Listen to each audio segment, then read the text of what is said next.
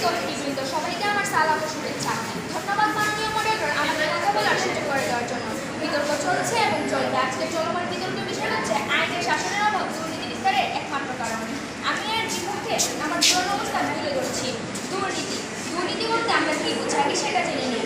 দুর্নীতি হলো খারাপ কাজ, দুর্নীতি হলো পবিত্রের সম্পদ ব্যয় করা। আইনের শাসনের অভাব দুর্নীতি বিস্তারের প্রধান কারণ নয়। দুর্নীতি বিস্তারের প্রধান কারণ হলো জনগণের অসচেতনতা। জনগণের অসচেতনতার কারণে দিন দিন দুর্নীতির বিস্তার ঘটছে।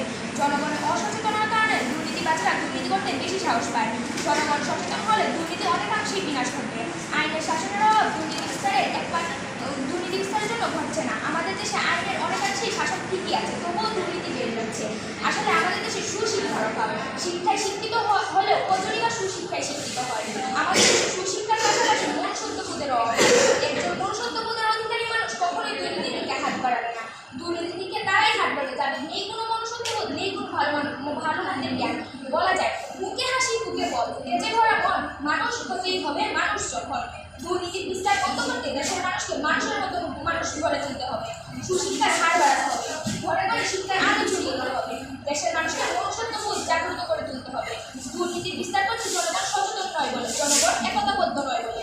দুর্নীতির বিস্তার এটি অন্যতম কারণ। তাই তো কবি মাহমুদুল হাসান বলেছেন, দুর্নীতি দূর হবে শোনো এই শর্তে, যদি সবে দুর্নীতি পারে দূর করতে। এতেই বোঝা যায় দুর্নীতি কতটা বিস্তার ঘটছে জনগণের অসচেতনার কারণে, একতাবদ্ধ নয় বলে। দুর্নীতি বিস্তারের আরেকটি প্রধান কারণ হচ্ছে সীমাহীন লোভ, অভাবের কারণে। সবাই যে শুনে থাকে লোভে পাপ, পাপের মৃত্যু, কিন্তু কজনই বা বুঝি লোভে পড়ে তো মানুষ নিজের জীবনও দিয়ে দেয়। সেখানে দুর্নীতি তো কোনো কথাই না। লোভে পড়ে হচ্ছে একের পর এক দুর্নীতি। অভাবের দুর্নীতি বিস্তার হচ্ছে আরো বেশি। আরেকদিকে হলো অভাবের তাড়না। আসলে বলে না, অভাবে পড়লে ভালোবাসা জানালা দিয়েও পালায়। আর সেখানে মানুষ অভাবের তাড়নায় দুর্নীতির দিকে হাত বাড়াবে না, তা কি করে হয়? অভাবে পড়ে মানুষ বিভিন্নভাবে দুর্নীতির দিকে হাত বাড়াচ্ছে। করছে খুন খারাপি, করছে চুরি ডাকাতি, মার্ডার কেস পর্যন্ত করছে।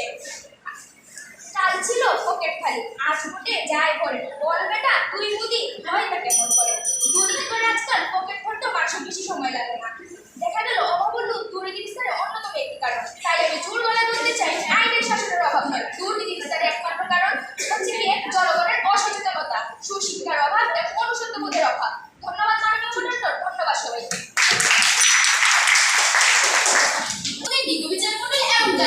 আমাদের আজকের বিতর্কের বিষয় আইনের শাসনের অভাবে দুর্নীতি বিস্তারের একমাত্র কারণ। আইন হলো সমাজের প্রচলিত প্রথা ও রীতিনীতি। সুশাসন প্রতিষ্ঠায় আইনের অনুশাসন অত্যন্ত গুরুত্বপূর্ণ। রাষ্ট্রের সমানভাবে স্বাধীন ও রাষ্ট্রীয় প্রদত্ত সুযোগ সুবিধা পেতে হলে প্রতিটি নাগরিকের আইনের অনুশাসন প্রতিষ্ঠিত হয়। কেউ কারো অধিকার ক্ষুণ্ণ করতে পারে না। আইনের প্রধান বজায় থাকে সরকার স্বেচ্ছাচারী হতে পারে না এবং ক্ষমতার অপব্যবহার করতে সরকার সাহস পায় না। বিনা অপরাধে কাউকে গ্রেফতার করা, বিনা বিচারে কাউকে আটক করে রাখা ও শাস্তি দেওয়া প্রভৃতি আইনের পরিপন্থী। সমাজে আইনের প্রধান প্রতিষ্ঠিত হলে কেউ আইন অমান্য করতে পারে না, অধিকারে হস্তক্ষেপ করতে পারে না।